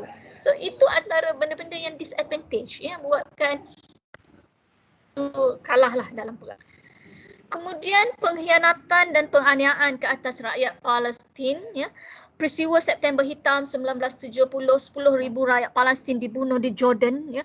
Sebab kadang-kadang macam kita pelik ya, kenapa macam Jordan, Mesir, kadang-kadang kita tidak nafikan ada bantuan yang diberikan, tapi dalam masa yang sama tekanan dikenakan ke atas pendatang pelarian Palestin dan sebagainya, dan mereka melihat benda itu sebagai macam soalan liability kepada mereka kan, beban ya. Sebab yang pelarian itu bukan datang 100, 2 dan sebagainya, puluhan ribu ya. Jadi itu yang kadang-kadang penindasan juga berlaku dan sebagainya ya. Campur tangan Syria di Lebanon yang membantu militer Kristian menewaskan pejuang Palestin. Ya. Penjajahan Camp David ya, antara Mesir dan Israel mengabaikan kedudukan Gaza. Ya. Umat Arab membiarkan pejuang Palestin diusir daripada Lebanon pada 1982. Ya. Peristiwa Shabra dan Shatila itu pun memang cukup terkenal. Penaklukan Iraq ke atas Kuwait dan pengkhianatan Saddam Hussein. Ya. Kuwait menganiaya rakyat Palestin kerana menyokong Iraq. Jadi itu antara konflik-konflik yang orang Palestin melihat mereka sentiasa dikhianati dan dianiaya. Tak nak, mereka perlu bangkit dengan diri mereka sendiri. Ya. Dia bukan tak kata rakan-rakan membantu, negara Arab ada yang membantu tapi kadang ada juga yang mengkhianati dan sebagainya. Ya. Okey, saya pergi slide seterusnya. Masih okey lagi ke slide saya, Ustaz Syafiq? Masih okey. Okey ya. Kemudian kemunculan intifadah. ya, kemunculan intifadah, ya. Jadi rakyat Palestin merasakan mereka adalah generasi tertindas, dihina dan menderita. Ya. Jadi pada 1987 yang digerakkan oleh Hamas, ya, Al-Harakat Al-Muqawamah Al-Islamiyah, yang dipimpin oleh Syekh Ahmad Yassin. Ya. Kalau tengok sejarah dia, cukup kita rasa terharu bagaimana seorang yang ada, yang tidak berkeupayaan, ya, ada kekangan dan sebagainya, tapi mampu menggerakkan satu gerakan yang cukup signifikan. Ya. Hamas dipimpin oleh Syekh Ahmad Yassin, ya. Kebangkitan Hamas menyebabkan Israel bekerjasama dengan PLO, ya. Pada ketika itu adalah di bawah pimpinan Yasir Arafat, ya, kalau masih ingat lagi, Palestine Liberation Organization, ya, di mana Yasir Arafat mensiharkan negara Palestin di Algiers pada 1988. Ya. So inilah Syekh Ahmad Yassin, ya, bagaimana dia dengan lumpuhnya tetapi berjaya menggerakkan intifadah, ya, intifadah pertama pada 1987, ya. Diasaskan bersama dengan Abdul Aziz Ar-Rantisi, ya, ini juga tokoh yang terkenal, ya. Pernah beberapa kali ditahan di peranjat Israel tetapi dibebaskan, ya. Cubaan bunuh tu Masya Allah berapa kali tapi Allah masih selamatkan. Tapi akhirnya pada tahun 2004, ya, beliau syahid, ya, apabila helikopter Apache Israel mensasarkan secara tepat kepada kursi roda, ya, ketika beliau pulang daripada masjid selepas menunaikan solat subuh, ya, begitu menyedihkan, tapi mereka ini syahid, ya, walaupun mereka ini syahid, ya, rasa sedih pula, ya. Okey, intifadah pertama 1987 dikenali juga sebagai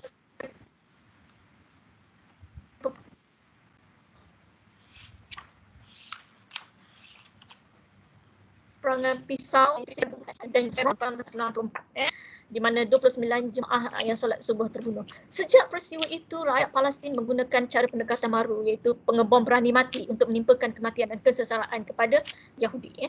Dia sebenarnya dia walaupun benda ni agak ekstrim ataupun agak sensitif, tetapi pada ketika itu untuk makluman rakan-rakan, itulah pendekatan yang efektif, ya, dan memberi kesan, ya. Dan itulah pun dikeluarkan fatwa oleh Mufti Al-Aqsa dan juga Yusuf Al-Qaradawi pun mengeluarkan fatwa mengharuskan pendekatan ini, ya. Tetapi hanya di sini di Palestin, ya, umat Islam di lantar lain, di Patani ke, di Filipina, di mana lagi, di Afrika ke, di Rohingya tak boleh. Di sini je, di bumi Al-Aqsa, ya, pendekatan ini diharuskan, ya. Dan dia bukan simply pergi jadi pengembang bangunan, tidak, dia ada saringan dia, ya. Kalau awak sebagai seorang doktor ada kepakaran, tidak dibenarkan, ya. Dia biasanya yang diluluskan kalau macam dia dah, keluarga dia semua dah tak ada, dia rasa macam dah tak ada, yalah, sedih, seorang dan sebagainya, yang kategori ni boleh. Dan dia bukan terus buat hari ni si borang, esok terus buat, tak, dia ada dia punya saringan dia dan dia ada tata cara dan prosedur dia lah, ya. Dan biasanya sebelum mereka melakukan misi ini, mereka dah preparation dah dari segi amalan dan sebagainya.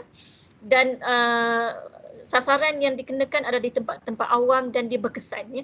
Jadi berkaitan daripada itu, orang Yahudi jadi macam takut nak keluar rumah, ya. Jadi menjejaskan kedatangan pelancong dan sebagainya, dan ini berkesan lah, ya. Okey, rakyat Palestin menyedari sama ada mereka berdiam diri atau melawan, mereka tetap akan mati tanpa pembelaan, ya.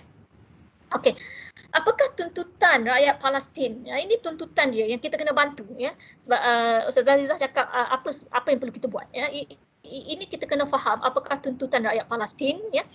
Mereka menuntut agar Baitul Maqdis sebagai ibu kota Palestin merdeka, ya. Penempatan haram Yahudi dihapuskan, ya. Banyak tanah-tanah rakyat Palestin, kediaman dirampas dan sebagainya. Yang terbaru, dalam serangan terbaru bagaimana Sheikh Al-Jarrah, ya, di kawasan Sheikh Al-Jarrah itu, askar Yahudi menghalau penduduk Palestin. Itu yang trigger pada konflik baru ni, ya. Kemudian pembebasan semua tahanan daripada penjara Israel. Ini penting, ya, sebab ramai orang Palestin yang ditahan yang tanpa justifikasi pun, ya, ditahan secara membabi buta begitu. Dan yang terakhir adalah rakyat Palestin diberikan hak untuk kembali ke tanah air mereka yang dirampas.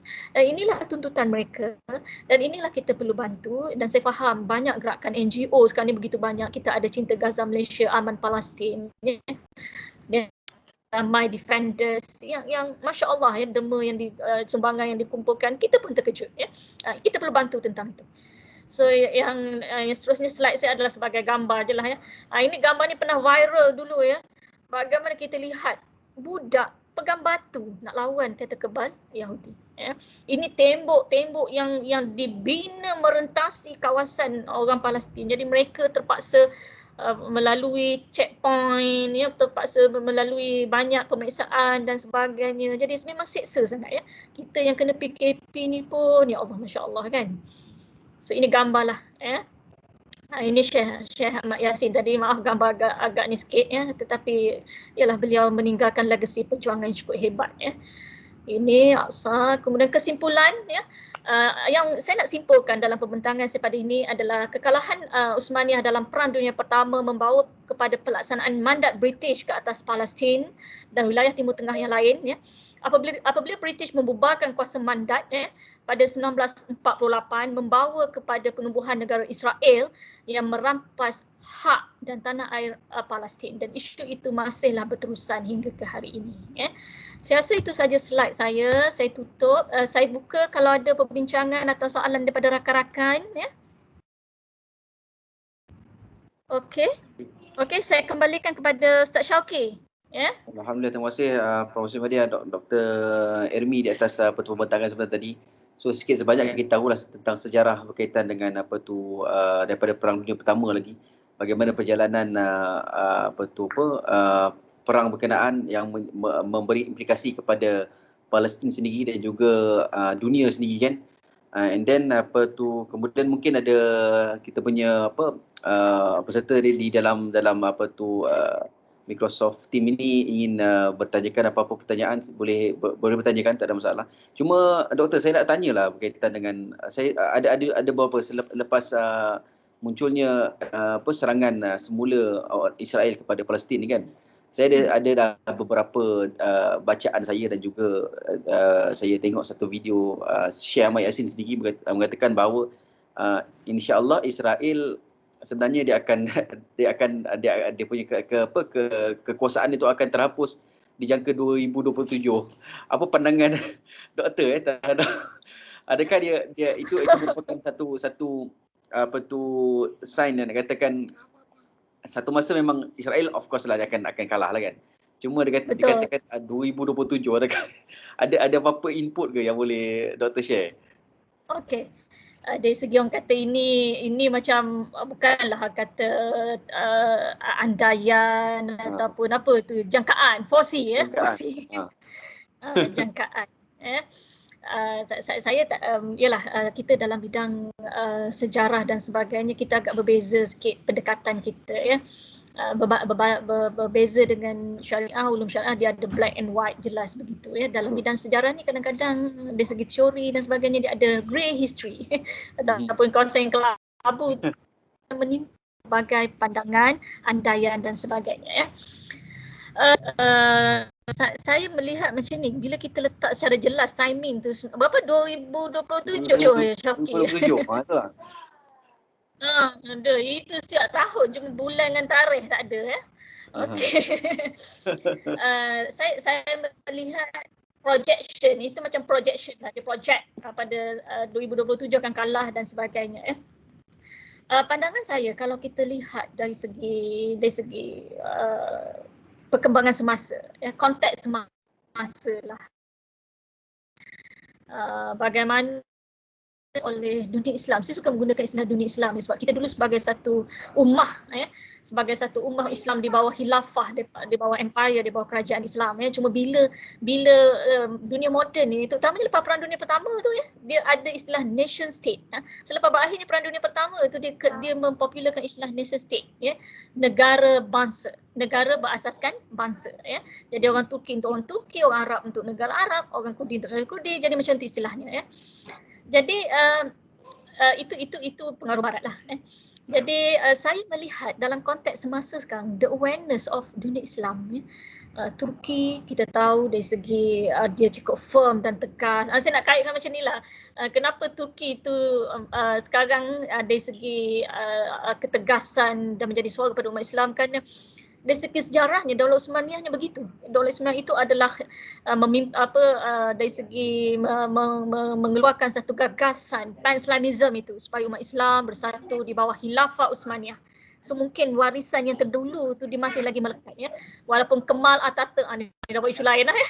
Kemal Atatürk melakukan secularism yang begitu menyeluruh, tetapi sekarang ni kita tengok Islamic ya. Lain lah. Tak boleh nak panjang lebar, itu kena satu segmen yang lain. Okey, bila tema sekarang bagaimana umat Islam boleh solidariti ya. Presiden Turki boleh invite pemimpin kat Malaysia berbincang, bermesyuarat dan sebagainya ya.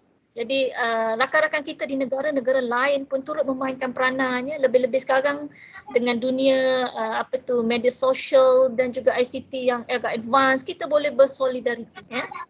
Dan apabila gencatan senjata berlaku pada 21 Mei itu, orang Palestin dia merasakan mereka menang kan, mereka dengan gembiranya kan, kita tengok kan banyak video-video yang diviralkan, dan nak tak nak Israel sebenarnya terpaksa mengakui, mereka terpaksa mengaku kalah ya. Walaupun dah serang bertubi-tubi kan, tetapi kita kena faham bahawa daya jihad orang Palestin ni cukup hebat ya. Kalau takkanlah disebut dalam hadis Rasulullah SAW kan, dinyatakan bahawa penduduk Palestin ini merupakan orang yang cukup hebat, penduduk yang hebat, dan mereka lah mempertahankan Al-Aqsa ya. Jadi the trend Syafiq ya, the trend tu dah nampak cuma saya bukan jenis yang 1927 saya bukanlah macam tu, tapi the trend is there, trend tu dah nampak ya, dari segi solidariti umat Islam ya. Dan sebenarnya orang Israel ni dia kuat dari ya. Saya ingat pembentangan saya punya Prof Datuk Rizwan Osman, kalau mungkin ada yang kenal, dia adalah Naib Chancellor UNICEF dan dia memang buat satu kajian yang masif tentang Palestin dan juga Turki. Dia merupakan penyelia PhD saya pun ya. Jadi kalau rajin, rakan-rakan boleh pergi kat FB UNICEF, dia ada tag video dia buat forum Jumaat lepas. Jadi memang pembentangan dia cukup agresif, cukup komprehensif. Compare dengan pembentangan saya ni jauh lah ya, sebab dia pun untuk guru kan. Jadi menarik sebab saya pun dengar, lama dah tak dengar pembentangan untuk guru. Saya dengar disebut dan saya bersetuju. Bangsa Yahudi ni penakut sebenarnya. Dia penakut. Ya. Dia ada kekuatan dari segi fizikal, tetapi dari segi internal, dari segi spiritual mereka penakut. Mereka amat penakut. Ya. Sebab tu dia buat macam-macam tu ya. Orang Palestin dari segi kekuatan dalaman mereka cukup kuat, dah kena macam-macam kan puluhan tahun, mereka dah tak heran dah jihad itu adalah satu yang cukup sebati ya. Kalau kita dengar perkongsian Nadia An-Nuri kan, Cinta Gaza Malaysia, sedih, tapi dia menceritakan bagaimana orang Palestin itu dari segi kekuatan dalaman dia cukup hebat ya. Jadi itu antara memang kita nampak dari segi luaran fizikalnya hebat, tapi dalaman orang-orang Yahudi itu sendiri, mereka dari segi inner strength mereka sebenarnya tidaklah sehebat orang-orang Palestin ya. So the trend is there, jawapan saya Syafiq, the trend is there, trend tu dah ada, cuma exactly tahun tu semuanya saya play safe lah, saya bukanlah jenis suka mention dan sebagainya. Okay, soalan yang sangat baik. Ada lagi soalan lain? Mungkin apa pendapat doktor, sebab mungkin sekarang ni orang pun dalam keadaan kita nak support Palestin dan sebagainya. Sekarang ni isu boikot dan sebagainya. Apa pendapat doktor isu boikot ni? Sebenarnya kalau ikut boikot adakah ya? Boikot yang mana tu? Boikot dari segi produk yang orang kata Israel dan sebagainya. Adakah ia sangat-sangat membantu juga dalam proses kita nak support kan? Sebab sekarang ni pun ada beberapa produk pun kadang-kadang mungkin dia founder tu memang Israel, tapi kadang contoh macam fast food terutamanya kita tengok memang syarikat di Malaysia pun dah take over syarikat yang dia punya company sebagainya kan. Adakah boleh tak doktor kongsi sikitlah berkaitan dengan isu boikot ni? Okey, Ustaz Syafiq, Dr. Amy. Okey, yang untuk isu boikot tu Kak Izzah mencelah. Okey, kita simpan. Boleh. Kita simpan boikot tu, kita akan masuk pada siri yang keempat. Now kita promote jugalah. Pada siri keempat next week siri untuk NGO. Okey. Kita simpan untuk siri yang keempat untuk boikot. Okey, cuma saya nak saya nak tanya satu soalan lah, soalan yang cepumas lah. Okey. Kalau kita tengok dekat YouTube ataupun mungkin dekat terutamanya lah adalah daripada ustaz mungkin daripada Indonesia ke daripada Malaysia pun ada yang mengatakan coming soon. Antaranya dia kata bangsa Melayu ni lah. Kita kata kawasan Nusantara bangsa Melayu ni yang bakal maksudnya yang bakal Aqsa tu kita yang akan membawa kejayaan. Maksud kita yang berjaya lah maksudnya. Maksudnya kita yang kita lah bangsa Melayu ni yang akan mempertahankan Aqsa tu. Okey. Hasil daripada pengamatan doktor lah yang memang pakar bahagian Nusantara ni, dan kita pun tahu teori apa tu yang dikatakan sejarah akan berulang sebab kita pernah juga menguasai kawasan-kawasan bangsa di bawah Perangkar dan sebagainya lah, yang menguasai kawasan-kawasan belah sana. Adakah boleh jadi kita ni lah yang akan membantu Aqsa, kita ni lah akan memenangkan Aqsa, ataupun mungkin juga ada saya baca dia kata daripada orang Eropah. So ada timbul jugalah meneliti dengan situasi yang berlaku sekarang dengan generasi kita, ataupun hasil daripada pengamatan dalam mungkin sejarah-sejarah lama kita lah. Okey. Terima kasih. Okey, itu je Kak Azizah Okey, tentang perkara tersebut, saya pun sebenarnya ada terbaca lah tentang isu orang Melayu, bangsa Jawi dan sebagainya. Dan ada juga tulisan-tulisan yang saya melihat pandangan saya lah agak macam, mungkin bukanlah saya kata ekstrim, tapi dia mengaitkan tentang asal usul manusia sebenarnya, Adam diturunkan di rantau inilah sebagainya. Dia ada benda-benda yang begitu, yang mengeluarkan sentimen begitu dan sebagainya. Itu satu perkara lain lah. Cuma back pada, saya nak recap balik Kak Azizah tanya tadi, ada tak possibility di situ kalau kita tengok dari segi kalau dulu-dulu kan orang British dia beri definition of Malay ni amat menyedihkan Kalau kita tengok dalam catatan British, Franz Stratton dan sebagainya dalam rekod dokumen catatan dan rekod dari segi documentation dan sebagainya, dari segi mereka menakrifkan orang Melayu ni cukup lemah. Orang Melayu ni penakut, penikus lah, pemalu lah dan sebagainya. Tetapi bila kita lihat ada research kajian yang cuba counter back balik pandangan tersebut, dia cuba nak menafikan pandangan tersebut dikala British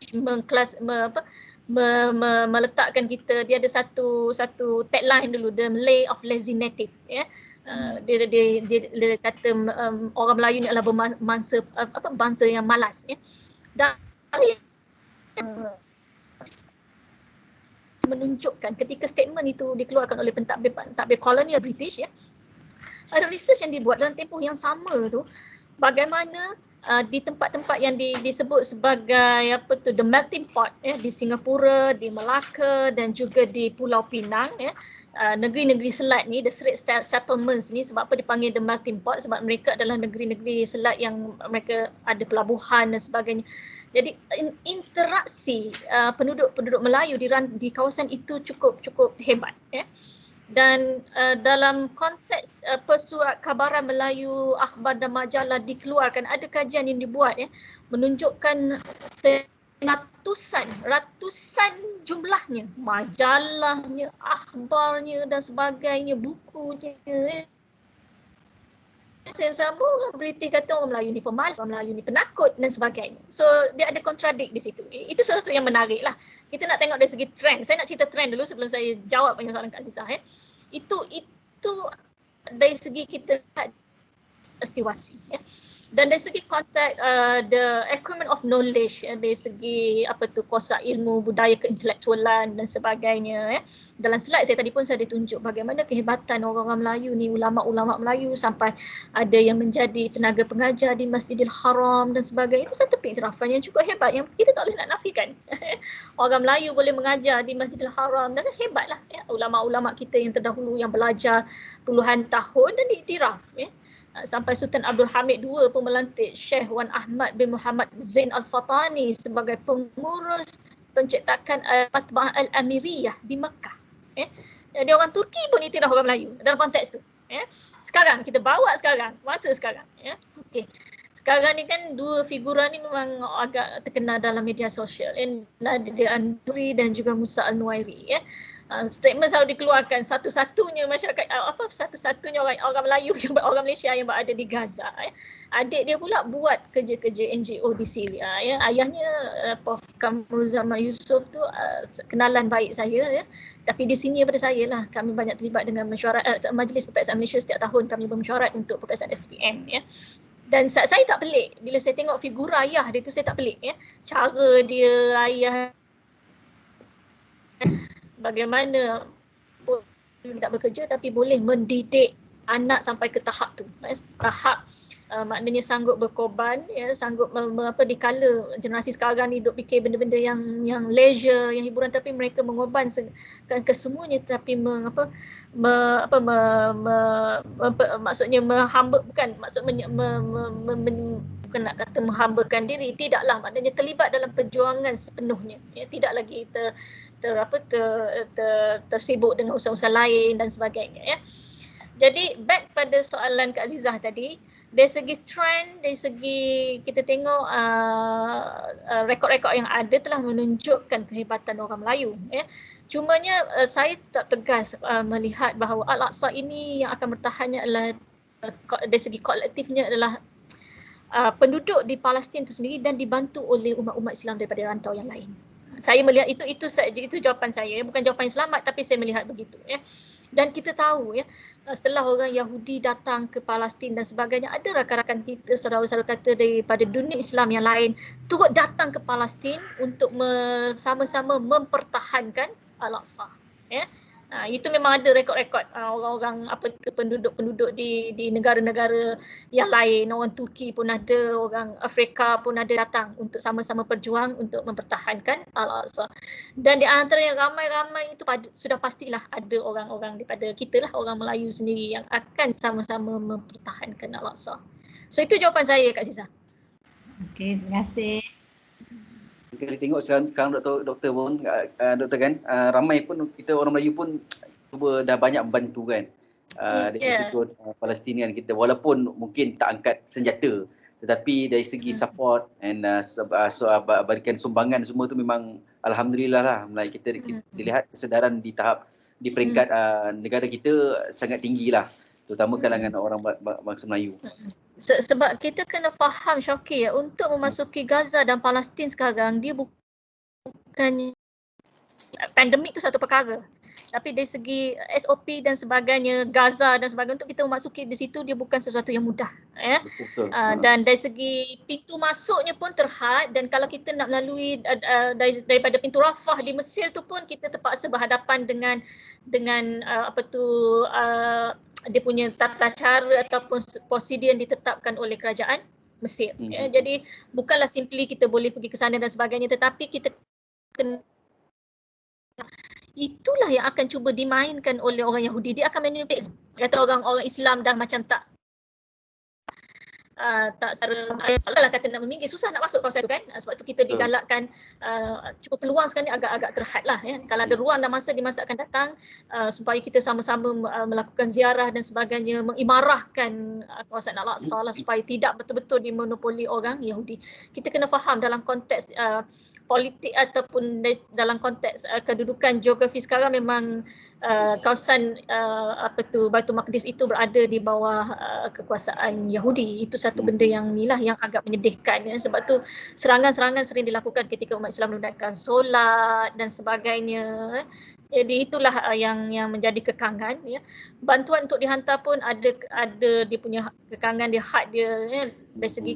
Sebab tu kita tengok macam yang terkini kan, kita punya aktivis Abed Liu kan, dia saya suka cara dia, pendekatan dia ya. Dia bekerja sama dengan Mesir dan juga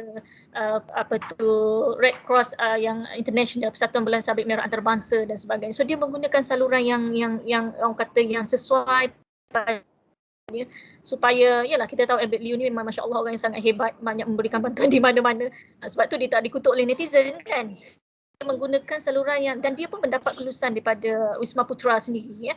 Jadi benda-benda macam itulah kita, supaya masyarakat kita boleh macam menyedarkan bahawa sekiranya ingin menghulurkan bantuan dan sebagainya kena ikut saluran yang betul. Kalau nak turun sendirilah, orang kata nak turun padang sendiri ya. Dan begitu juga kalau nak menghulurkan sumbangan dan sebagainya, kena pastikan saluran yang kita masukkan itu, yang kita melakukan sumbangan itu adalah saluran yang benar-benar yang akan sampai kepada saudara kita di Palestin lah. InsyaAllah. Okay. Okey doktor last mungkin ada peserta nak bertanya, mungkin nak mohon pandangan doktor lah berkaitan dengan apa nama, kan sekarang ni ada isu cakap apa influencer Malaysia kan yang berdebat dengan influencer maksudnya Malaysia berdebat dengan influencer apa tu Yahudi ataupun Israel tu kan. Apa pandangan doktor adakah benda tu ada satu benda yang boleh membantu ataupun hanya menyemarakkan api sahaja ke ataupun macam mana? Okey. Pandangan saya, kita boleh bergerak di atas kapasiti masing-masing. Ya, influencer ni kalau kita nak faham, mereka menggunakan pengaruh mereka kan, influencer, nama pun influencer. Mereka menggunakan pengaruh mereka untuk matlamat atau objektif. Yang paling penting adalah kita menetapkan objektif itu dahulu. Kalau objektif itu jelas, membawa pada kebaikan dan sebagainya, itu sesuatu yang baiklah. Dia menggunakan pengaruhnya untuk melakukan menyokong sesuatu yang baik untuk umat. Bagi saya itu tak ada masalah, Syauqi. Itu tak ada masalah. Sebab kita harus menggunakan atas kapasiti yang kita ada di dalam diri masing-masing ya. Kalau kita mampu beri sumbangan, kita beri sumbangan ya. Kalau ada seseorang yang academician, ahli akademik, inilah wacana kita, inilah platform kita mengadakan webinar, forum dan sebagainya, berikan awareness, create awareness among the people, itu penting ya. Dan influencer, dia ada pengaruh dia, Syauqi, nama pun influencer kan. Kalau dia menggunakan pengaruh dia ke arah kebaikan, bagi saya tak ada masalah. Ya. Tapi cara dia nak berinteract ataupun nak counter back balik dengan influencer Yahudi itu kena cerdik dan bijaksana lah. Supaya tidak. Yes, itu penting untuk kita berperang, sama ada perang cyber, perang fizikal, perang apa lagi, perang psikologi, kita kena ilmu. Itu yang penting. Bagi saya, walaupun netizen ni kadang-kadang ada sudut negatif, ada sudut positif, tapi bagi saya mereka menggerakkan kempen share Israel koyak tu, bagi saya sokong. Sebab kalau takkan IDF sampai keluar statement Malaysian troll bullshit. Dia dah rasa orang kata tercabar kan, dan kita memang nak cabar dia pun. Kita nak dia rasa tidak complacent lagi sebab apa yang dia dah lakukan kepada bunuh, menganiai, menzalimi. Kalau sebelum ni mungkin dia rasa complacent ya.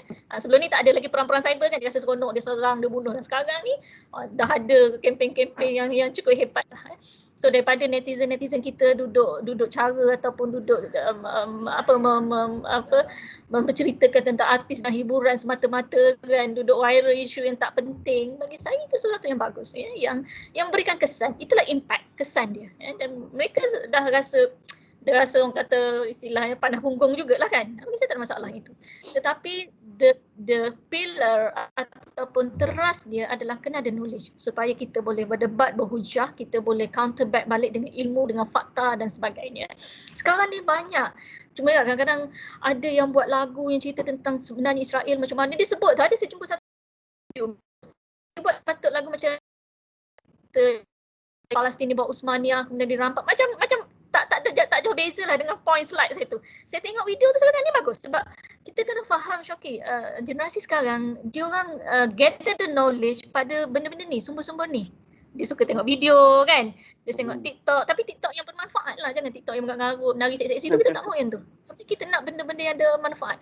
So saya come across dengan satu video, saya kata terbagus. Dia cerita lah santai lagu-lagu ni, tapi dia cerita dari segi faktanya sejarah. Itu yang penting. Itu pandangan ya. So kita boleh gunakan apa-apa medium yang boleh kita nak awareness kepada masyarakat, platform kan. Kita berdoa dan saya rasa bahawa dia ramai membacakan Kunut Nazilah dan sebagainya sebagai usaha kita, solidariti kita membantu saudara kita di sana. Okay. Alright. Okay. So So jadi sedikit sebanyak perkongsian daripada Profesor Madia Doktor Ermi sebentar tadi memang dapat nak kata menaikkan sikit sebanyak awareness lah kepada kami semua ni, apa yang perlu yang apa tu kita boleh salurkan peranan kita sebagai orang Islam, yang mana kalau kita nak support, maksud kita nak support pun kita ada proof ataupun ada knowledge sebenarnya sekian berlaku daripada awal berlaku sekian sehinggalah sekarang. So jadi maklumat apa yang doktor sampaikan tadi memang sangat berguna kepada kami, dan saya sendiri pun nak kata yalah, dulu kita belajar syariah tentang fiqh tak sentuh sangat berkaitan sejarah sikit-sikit jelah kan. So jadi sikit sebanyak walaupun perkongsian ni hanya dalam tempoh sejam lebih saja, tapi banyak input yang saya dapat dan juga peserta pada hari ini dapat. So kami nak mengucapkan ribuan terima kasih kepada doktor lah di atas perkongsian sebentar tadi. Mungkin lepas ni kita boleh lagi collaborate untuk buat program macam ni ya doktor ya? Boleh. Sebelum tu Syauqi, saya tutup yang saya punya. Sebelum tu saya mohon maaf kalau ada salah silap dan sebagainya, terutama yang awal tadi banyak saya mohon maaf tu ya. Dan perkongsian saya sebenarnya orang kata hanya perkongsian sedikit lah bagi saya. Banyak lagi tentang yang perkara lain, cuma harap boleh dimanfaatkan ataupun mungkin ada yang dah tahu dan sebagainya. Tetapi orang kata kadang-kadang isu Palestin ni betul kata Nadia Nouri, bila berlaku perang dan sebagainya kita macam terkejut dan sama kan. Dia akan slow balik. Tapi kita harap isu ni akan jadi malas segar ataupun evergreen lah. Kita sentiasa dalam atas kata yang ada menyokong perjuangan saudara kita di sana. So itu saja daripada saya. Mohon maaf kalau ada salah silap dan sebagainya. InsyaAllah kalau ada rezeki kita boleh berkolaborasi ya. Sekarang ni mudah aja secara atas talian kan. Cuma biasalah internet ni kadang-kadang ada cabaran dia. Jadi sebenarnya tak ada alasan. Kita boleh berada di mana-mana tapi kita boleh berada dalam satu platform. Okay, itu saja. Ya, okay. Terima kasih banyak doktor di atas perkongsian sebentar tadi. Jadi insyaAllah mungkin kita akan berjumpa lagi akan datang insyaAllah. Jadi sebenarnya siri kesedaran ataupun kesedaran berkaitan dengan Al-Aqsa, Palestin dan juga serangan Zionis memang menjadi satu program bersiri actually yang akan dilaksanakan oleh College Community Ulangan. So kita akan buat bersiri. Minggu depan mungkin ada lagi. Mungkin dengan program yang lain. Kita dah start. Kak Azizah ada beritahu saya tu. Okey. Mencelah. Okey, Assalamualaikum warahmatullahi. Saya mencelah. Okey, saya akan promote sebagai tim penggerak Al-Aqsa Mahat. Saya mencelah daripada moderator dan juga mohon juga masa daripada Dr. Ermi. Okey, insyaAllah pada minggu depan kita akan ada siri jelajah ilmu Al-Aqsa Mahat dengan program bersama NGO. Tajuk kita peranan NGO dalam usaha menggerakkan pembebasan Masjid Al-Aqsa dan rakyat Palestin. Okey, kita akan jemput wakil NGO daripada Haluan dan juga Aid for Palestine. Okey, pada siri seterusnya kita akan ada siri jelajah ilmu dengan tajuk Warrior Keyboard dan Boycott Produk Israel, bagaimana dan apa kesannya. Kita akan panggil seorang jemput anak muda dan juga pakar ekonomi untuk melihat circulation apa kesan daripada ekonomi bila kita buat boycott secara akademiknya lah. Okey. Dan insya-Allah pada kemuncak kita punya siri jelajah ilmu ini kita akan menjemput saudara Nadia Nouri yang saya ada sebutkan tadi. InsyaAllah lah dengan tajuk dia menyelusuri realiti perjuangan yang belum berakhir bersama Nadia Nouri. So insyaAllah pada rakan-rakan yang berada bersama kita pada hari ini, jangan lupa pada tarikh bersiri setiap minggu depan insyaAllah hari Jumaat juga insyaAllah pukul 10 melainkan yang bersama Nadia Nouri ni sebab dia masa dia kat sana sampai sini kan, so itu kita akan adjust and then kita akan wawarkan. Okey, dan saya juga mewar-warkan insyaAllah tim penggerak My Al-Aqsa Mahat juga.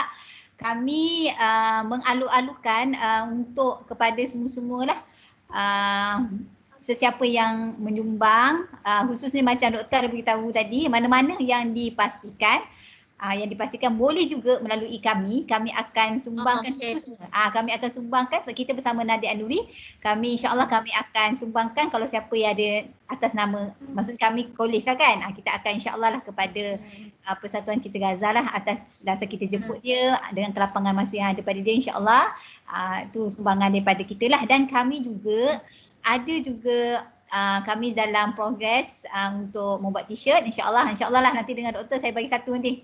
InsyaAllah tu kami kita hantar pelaju insyaAllah. Untuk mungkin ada rakan-rakan yang akan membeli t-shirt kita dah design dalam proses pencetakan. So kita akan wawarkan pada siri-siri yang akan datang insyaAllah. Itu saja.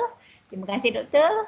Okay, terima kasih kepada moderator. Saya kembali balik ke Kak Zisa, kalau yang program yang nak buat kutipan sumbangan, kalau ada macam poster ke atau apa ke, boleh share dengan saya. Saya pun akan tolong share dalam platform saya. Okey, sangat insyaAllah. Kita sama-sama sebar luaskan lah. Betul. InsyaAllah. InsyaAllah, terima kasih. Terima kasih Ustazah Azizah di atas perkongsian tadi. Jadi kita insyaAllah kita akan jumpa lagi. So terima kasih kepada Dr. Ermi di atas perkongsian. InsyaAllah kita jumpa lagi. Mungkin kalau tak jumpa di dunia ni, kita jumpa di akhirat nanti atas kapasiti kita dapat syafaat sallallahu alaihi wasallam. InsyaAllah. Kita sekarang ni agak sukar kita untuk menjangka kehidupan kita kan dalam keadaan pandemik Covid ini. Ya Allah, mudah-mudahan kita dijauhkan daripada terkena daripada wabak penyakit ini. Dan mudah-mudahan Allah selamatkan kita, Allah pelihara kita dan keluarga kita daripada sebarang malapetaka dan bahaya ini. Dan sesungguhnya ketahuilah bahawa akhir zaman telah semakin hampir. Jadi terima kasih diucapkan kepada dan juga semua warga yang join pada tengah hari ini. Jadi saya ingin mengucapkan terima kasih. Maaf salah silap di atas kesilapan ataupun kekurangan. Jadi saya akhiri dengan wabillahi taufiq wal hidayah. Assalamualaikum warahmatullahi taala wabarakatuh. Terima kasih. Waalaikumsalam warahmatullahi taala wabarakatuh. Dan akhir sekali, terima kasih saya ucapkan juga, minta pengetahuan juga doktor. Saya nak maklumkan juga bersama-sama kita juga ada rakan-rakan luar daripada gelanggang College Community, bukan Hulang saja, ada juga rakan-rakan daripada bahagian GPKK, daripada Politeknik. So sangat maksud terima kasihlah kepada rakan-rakan semua, insyaAllah besar college dan juga Politeknik. Mungkin ada yang orang luar juga akan menjemput, ada. So insyaAllah kita jumpa pada siri yang akan datang insyaAllah. Dan terima kasih kepada doktor. Kita gambar dulu. Gambar. Saya doakan program ini berjalan lancar ya. Ini saya punya segmen ya. Okey. Kita gambar. Assalamualaikum semua. Ada gambar.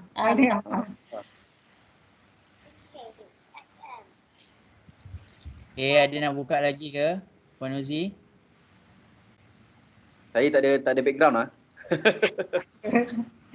Background anak je. Tak apa, anak sama-sama mendengar tu, sama-sama berjuang. Okey. Siapa ambil gambar? Okey. Nampak muka. Boleh masuk. Tu bakal pejuang. InsyaAllah. Bakal pejuang. Itulah dia bakal pejuang. Okey. Bakal pelapis, insyaAllah. Pejuang, insyaAllah, amin. Okey, penunggu Imam Mahdi ni. InsyaAllah. Okey, 1, 2, 3. Okey, Nozi 1, 2, 3. Okey. Terima kasih. Okey. Terima kasih doktor dan semua. Terima kasih. Assalamualaikum warahmatullahi wabarakatuh. Assalamualaikum. Ada rezeki ya. Selamat meneruskan program. Saya doakan semoga berjalan lancar semuanya. Amin. Assalamualaikum. Sama-sama. Terima kasih doktor. Sama-sama. Terima kasih doktor. Okey. Assalamualaikum. Okey. Terima kasih Prof. Tahniah urus dia. Okey, tahniah tim. Terima kasih. Kita jumpa dalam grup. Okey tim. Terima kasih semua. Lepas ni akak buat Teams kita mesyuarat sekejap dalam grup. Kita buat dalam team dalam team sekejap Okey, akak sekejap buat grup sekejap. Pukul berapa? Stay je lah. Stay kat Stay sini. je lah. Ada orang lagi ke? Ada orang luar ke ni? Okey, tak apa, nanti tunggu dia orang leave. Takut ada yang tak tutup ya. Tak apa, kita boleh remove. Zalim betul. Ada lagi ni, siapa lagi ni? Sebab kadang dia buka kamera kan, buka ni. Adeline, boleh ke cakap ni? Adeline stay Adeline jangan lari Jangan dulu macam. Pian macam mana nak buka baru ke apa Pian? Ada orang tak? Ada lagi lah. Bagi baru je lah. Bagi Buat baru Leave kanan Google Meet je. Okey, buat baru Ha. Baru. Apa Google Meet? Nanti bagi Okay. pakai Google Meet je. Diorang sayang nak live ni. Tak apa, nanti Kak Long rekod tu kita upload nanti. Bukan aku record tau. Tak tahu siapa start record. Ha? Siapa yang tekan record Kak tadi? Lin record. Kak Lin Lin record. record. Tapi Nanti rasanya masuk macam PC link kan? rasanya macam kena go through balik konten kot. Takut ada konten yang sensitif. Tak, nanti kita delete, kita tengok balik semua nanti. Baru kita edit. Okay. Stop recording. Dah, keluar. Kau ni apa lah?